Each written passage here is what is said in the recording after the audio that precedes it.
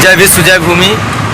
जो ये होली पे तरुण नाम के हिंदू व्यक्ति की हत्या होती है, मुस्लिम करता है। ये आप लोग हिंदू और मुस्लिम के नज़रिए से देख रहे हैं, इसलिए शायद इसका निराकरण आप नहीं कर पा रहे हो। आपको अगर इसके निराकरण करना है तो आपको हिंदू नहीं, आरोपी और आरोप को देख करके आप उसका निराकरण करते हो तो शायद किसी हिंदू किसी मुस्लिम को समस्या भी नहीं होगी।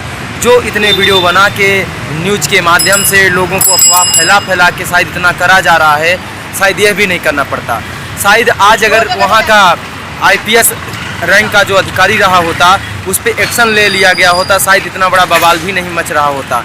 भारत देश में एक ऐसी नीति बनाई जाती है, जानबूझ की समस्याओं को बढ़ाया जाता है, उसमें नीतियों को गुमराह कर करके लोगों को भटकाया जाता है। ये लोगों की आंखें नहीं देख पाती हैं। वैसे मेरा नज़रिया ये है कि यह है, अगर वह आरोपी था उसको जेल में आजीवन कारावास करना चाहिए। उसके प्रति किसी वकील को भी लड़ने का केस चुनौती दे देना चाहिए कि आप लड़ने नहीं आओगे।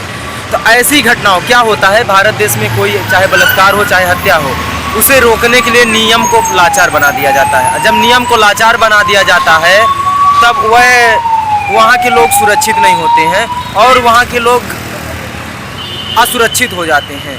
अब मेरा सवाल इसमें यह था, सबसे पहला सवाल कि अगर उस केस को लेकर के हम प्रशासन से, अगर वहाँ दिल्ली प्रशासन से करें तो क्या दिल्ली प्रशासन इसके लिए मजबूर है या लाचार है। दूसरा सवाल यह है कि वहाँ पे अगर हम पार्टी से बात करें तो वहाँ तो सरकार BJP की है।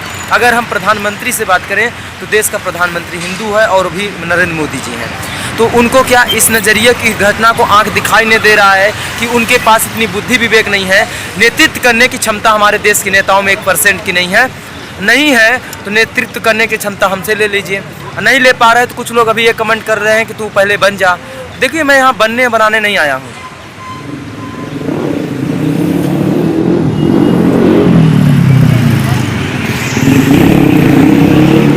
तो यह बात है। और सबसे बड़ी बात यह है कि मान लीजिए जो हिंदू की तरफ से बोल रहा है, मैं उसके लिए पूछता हूँ, आप लोग अगर इतने न्यायप्रिय हैं तो उस एक सारे मुसलमानों को उसमें आरोपित मत करो।